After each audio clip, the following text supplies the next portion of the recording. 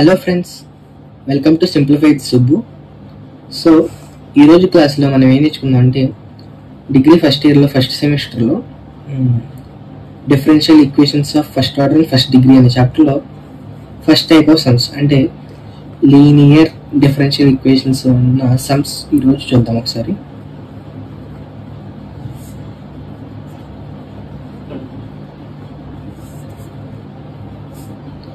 So ఈరోజు క్లాస్లో మనం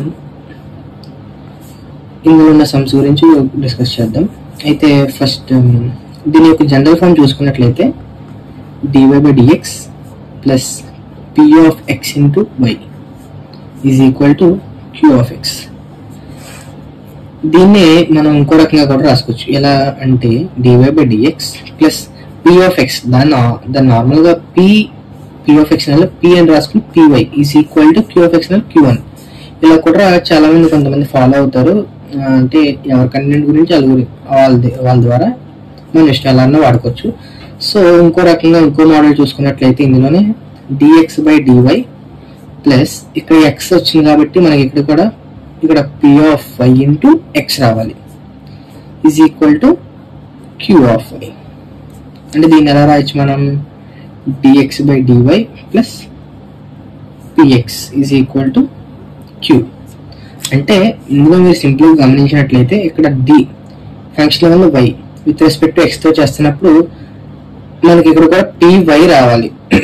అంటే ఈ రెండు సేమ్. నెక్స్ట్ ఇక్కడ x వచ్చింది, ఇక్కడ కూడా మీరు చూసుకోవచ్చు x. కొంతమంది ఇలా కూడా ఫాలో అవుతారు. సో మన ఇష్టం ఎలా అన్నా ఫాలో అవచ్చు.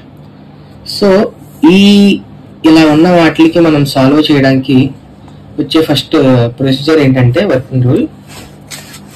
ఓకే, ఫస్ట్ ఈ సమ్స్ సాల్వ్ చేయడానికి పెద్ద పని ఏమి ఉండదు, జస్ట్ చాలా సింపుల్గా అయిపోద్ది. సో ఫస్ట్ మనం కనుక్కోవాల్సింది ఏంటంటే integration factor. Integrating factor. So integrating factor IF is equal to formula ఏంటి, e power integral p of x dx. ఇది కనుక్కొని ఇంటిగ్రేటింగ్ ఫ్యాక్టర్ కనుక్కొని నెక్స్ట్ జనరల్ సొల్యూషన్ రాద్దాం. దీనికి రాస్తున్నా నేను, దీనికి రాస్తున్నా. దీనికి జనరల్ సొల్యూషన్ చూద్దాం. ఇక్కడ మనకి దేని యొక్క సొల్యూషన్ కనుక్కోవాలి మనం, వైతో స్టార్ట్ అవుతుంది కాబట్టి మనం జనరల్ సొల్యూషన్ కూడా వైతో స్టార్ట్ చేయాలి. y into integrating factor is equal to integral q into IF dx. ఇది జనరల్ సొల్యూషన్ యొక్క ఫార్ములా. దీనికైతే ఇది. ఇప్పుడు దీనికి చూద్దాం. దీనికైతే అలా స్టార్ట్ చేస్తాం, x తో స్టార్ట్ చేయాలి. ఎందుకు దేని యొక్క సొల్యూషన్ కనుక్కోవాలి, x యొక్క సొల్యూషన్ కనుక్కోవాలి. x into integrating factor is equal to integral q into q అంటే q of x or q of y anything. So సింపుల్గా q అని రాస్తున్నాను నేను, into integrating factor dy. This is the formula. So ఇక్కడ వరకు అర్థమైతే next మనం ఈ వర్కింగ్ రూల్ తెలిస్తే సరిపోయింది. సమ్స్ ఆటోమేటిక్గా సింపుల్గా చేసేయచ్చు. So shall we go for sums. Okay, linear differential ఈక్వేషన్లో ఫస్ట్ సమ్ ఇది. Solve dy/dx plus 2xy is equal to e power minus x square. So దీనికి సొల్యూషన్ చూద్దాం. Given differential equation.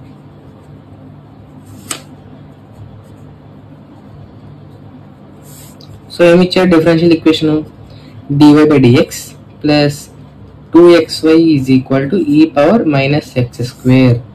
ఇది ఈక్వేషన్ ఇచ్చాడు. అయితే మనకి ఇది ఎలా ఉండాలి, ఇక్కడ dy/dx ఇచ్చాడా, dx/dy ఇచ్చాడా? సో dy/dx అనేది ఇచ్చాడు. మేము నీకు ఇందాక ఏం చెప్పాను, ఇక్కడ y ఉంటే మనం ఇక్కడ కూడా ఏం తీయాలి, సపరేట్గా వైని సపరేట్గా తీసుకోవాలి. సో వైని తీసేస్తే ఇంకా మిగిలింది ఏమవ్వాలి, p of x అవ్వాలి. ఇది p of x అవ్వాలి. ఇక్కడ y ఉంది కాబట్టి సో ఆ y మనం ఇక్కడ కూడా y రావాలి సేమ్. ఈ రెండు సేమ్ అని చెప్పా కదా. సో ఇది కాకుండా మిగతా ఉండేదే p of x అయింది. సో ఆటోమేటిక్గా ఇది కూడా ఏమవుద్ది, q of x అయింది. సో అలా కొంచెం వేరు చేసి రాద్దాం మనం. dy/dx ప్లస్ 2x వేరుగా రాసి y is equal to e power minus x². ఇప్పుడు చూడండి ఒకసారి, dy/dx plus p of x into y is equal to q of x. అది dy/dx plus py is equal to q అన్నట్టు. Comparing with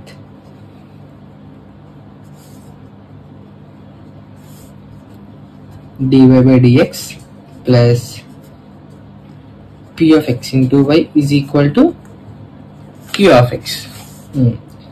దీన్ని బట్టి here from దీని 1 అనుకున్నా, from 1 p value ఎంత, I mean p of x value ఎంత 2x. మరి q of x value e power minus x².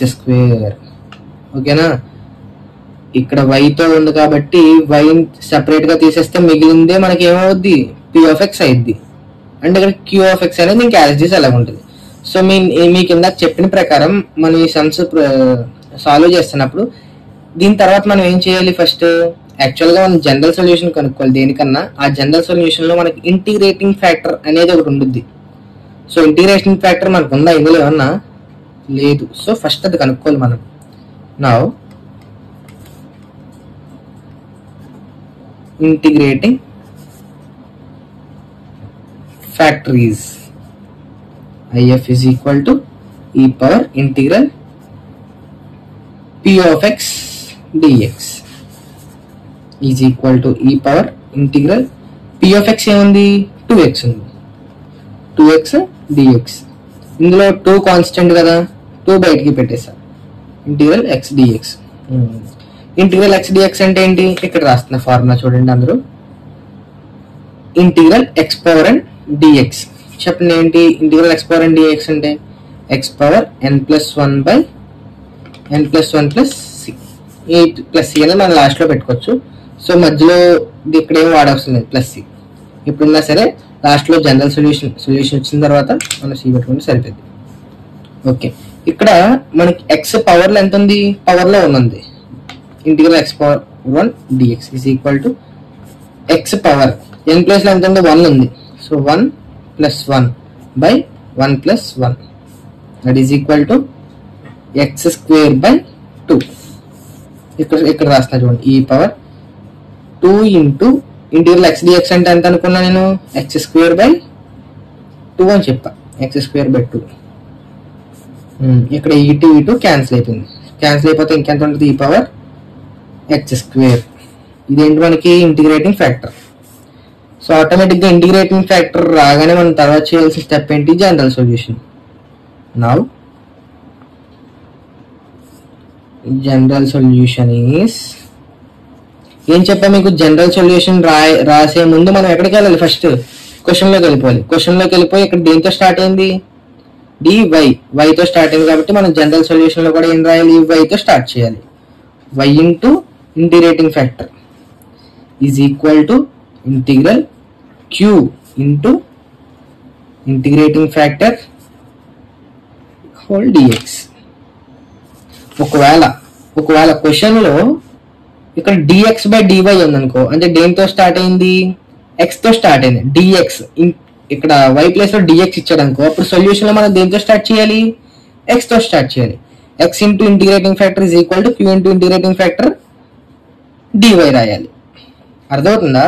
ఇక్కడ dx కూడా ఎందుకు రాశాను, dy ఎందుకు రాయకూడదు అంటే, ఇప్పుడు ఇంటిగ్రేటింగ్ ఫ్యాక్టర్ చూడండి, ఇంటిగ్రేటింగ్ ఫ్యాక్టర్ ఎందులో ఉంది, ఏ ఫంక్షన్ లో ఉంది, x లో ఉంది.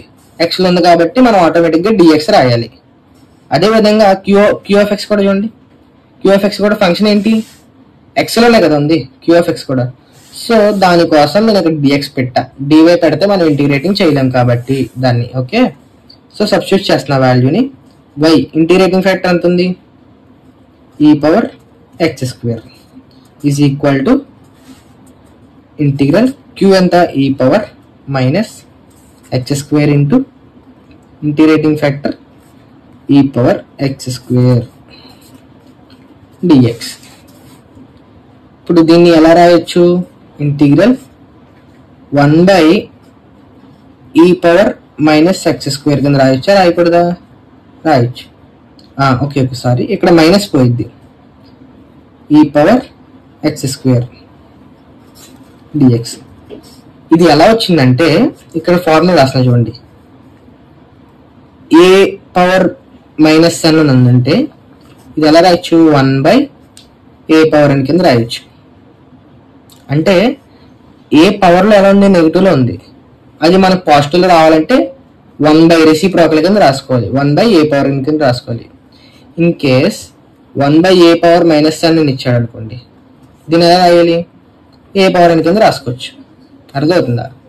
సో అదే విధంగా ఇక్కడ ఎలా ఉంది? ఈ పవర్ మైనస్ ఎన్ అనుకోండి. కొన్ని ఈ పవర్ మైనస్ అంటే ఎలా రాసుకోవచ్చు? 1/e పవర్ ఎన్ కింద రాసుకోవచ్చు.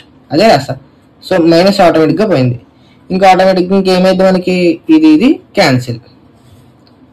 ఎల్హెచ్ఎస్ లో ఏమైంది? ఇంకా y ఇంటూ ఈ పవర్ ఎక్స్ స్క్వేర్. ఇంక ఇక్కడ రెండు క్యాన్సిల్ అయిపోతే 1 ఉంటుంది. హెచ్ఎస్ లో ఇంకా ఏముంది? y ఇంటూ ఈ power X square is equal to integral, ఇంకా రెండు క్యాన్సిల్ అయిపోతే 1 ఉంటుంది. 1 dx. ఇంటిగ్రల్ 1 dx అంటే ఎంత? y ఇంటూ ఈ power X square is equal to integral 1 dx అంటే x ప్లస్ c. మీరు ఆలోచించవచ్చు, ఇంటిగ్రల్ 1 dx, ఇంటిగ్రల్ 1 dx అంటే x. సో ఇది కూడా ఎలా వచ్చింది అనడానికి కూడా ఒక రీజన్ ఉందంటే, ఇప్పుడు ఇంటిగ్రల్ 1 ఎలా రాసుకోవచ్చు? x పవర్ 0 కింద రాసుకున్నాను అనుకోండి. అంటే x పవర్ 0 అంటే 1 కదా, అలా రాశాను. x power n dx formula ఏంటి? x power n plus 1/n plus 1. అదేవిధంగా x పవర్ 0 ప్లస్ 1/0 ప్లస్ 1 అంటే ఎంత అయింది? x పవర్ 1 అంటే x బై 1 అంటే ఇంకేంటంటే x. సో అందుకే ఆ విధంగా అలా వస్తుంది అన్నమాట. ఇంటిగ్రల్ 1 dx అంటే x. సో మనకు therefore the final general solution is y into e power x square is equal to x plus c, which is our required solution. Thank you. So this is our second question. Solve dy by dx plus y tan x is equal to cos square x. So ఇందాకట్లాగే same ఇక్కడ dy by dx ఉంది, y ఉంది కాబట్టి ఇక్కడ కూడా y ని separate చేస్తే ఇంకేముంటుంది? మిగిలింది tan x. tan x వల్ల ఏమవుతుంది? మనకి p of x అయింది. ఇటు ఉన్నది ఆటోమేటిక్గా cos q of x. So దీని సొల్యూషన్ చూద్దాం. Given differential equation is dy by dx plus y tan x is equal to cos square x. ఇప్పుడు సేమ్ కంపేరింగ్ చేద్దాం. Comparing with dy by dx plus p of x into ఇక్కడ ఏం రావాలి? y రావాలి. ఎందుకు? ఇక్కడ y ఉంది కాబట్టి సేమ్, ఈ రెండు సేమ్ రావాలి. ఇన్ కేస్ ఇక్కడ x ఇచ్చాడు అనుకోండి, ఇక్కడ మనం p of y into x రాసుకోవాలి. ఈజ్ ఈక్వల్ టు, సో ఇక్కడ y ఇచ్చాడు కాబట్టి p of x రాసా, ఇక్కడ ఏమో y రాసా. Is equal to q of x. So దీని ప్రకారం హియర్ దీన్ని 1 అనుకోండి. From 1 p of x value ఎంత? tan x and q of x value cos square x. ఇప్పుడు ఈ రెండు కనుక్కున్నా. నెక్స్ట్ ఏం చేయాలి? ఇంటిగ్రేటింగ్ ఫ్యాక్టర్ కనుక్కుందాం. Integrating factor if is equal to e power integral p of x dx is equal to integral e power integral p of x అంటే tan x dx is equal to e power integral tan x ఎంత? log mod secant x. ఇక్కడ మళ్ళీ ఇంకో formula use చేస్తాం. ఏంటంటే ఈ power లో log ఉన్నప్పుడు లాగ్ యొక్క బేస్ ఏం అవ్వాలి? మనకి ఈ అవ్వాలి. ఏం లేకపోతే ఈ అన్నట్టు లాగ్ యొక్క బేస్. సో లాగ్ యొక్క బేస్ అండ్ ఇయర్ ఈ బేస్ రెండు ఈక్వల్ అయినప్పుడు డైరెక్ట్ గా లాగ్ దేంట్లో అయితే ఉందో ఆ ఫంక్షన్ ఇక్కడికి వచ్చేసి డైరెక్ట్. అంటే సింపుల్ గా రాసుకోవాలంటే ఎలాగా? ఏ పవర్ లాగ్ ఎక్స్ బేస్ ఏ ఇలా ఉంటే దీని సొల్యూషన్ ఏమైంది, డైరెక్ట్ ఎక్స్ వచ్చేసిద్ది. అంటే ఇక్కడ ఏదైతే ఉందో అది వచ్చేసిద్ది. అలా రావాలంటే మనకి ఏం కావాలి, ఏ పవర్లో ఏముండాలి, లాగ్ ఉండాలి. లాగ్ ఉండాలి, లాగ్ యొక్క బేస్ లో ఏముండాలి, ఇక్కడ ఏదైతే ఉందో అది ఉండాలి. సేమ్ రెండు ఈక్వల్ అయినప్పుడు డైరెక్ట్ గా ఆన్సర్ మనకి ఇది వచ్చింది. సో దాని ప్రకారం ఇక్కడ రెండు ఈక్వల్ గా డైరెక్ట్ గా ఏం రావాలి, ఇప్పుడు ఇంటిగ్రేటింగ్ ఫ్యాక్టర్ నాకు సీకెంట్ ఎక్స్ రావాలి. ఇంటిగ్రేటింగ్ ఫ్యాక్టర్ అది విషయం. ఇంటిగ్రేటింగ్ ఫ్యాక్టర్ మనకి సీకెంట్ ఎక్స్ వచ్చింది. సేమ్ ఇంకా డైరెక్ట్ గా జనరల్ సొల్యూషన్కి వెళ్ళిపోదాం. నా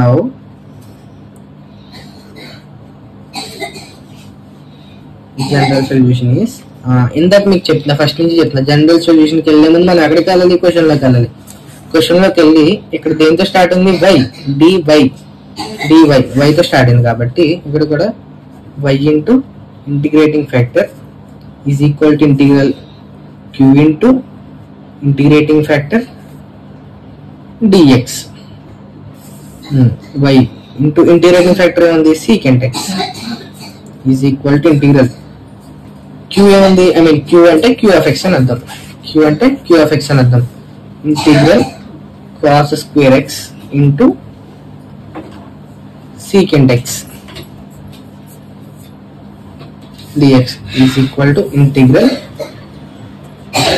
cos square x into secant X కి రెసిప్రోకల్ ఏంటి అంటే, ఐ మీన్ సీకెంట్ ఎక్స్ ఎలా రాసుకోవచ్చు, 1/cos x కింద రాసుకోవచ్చు.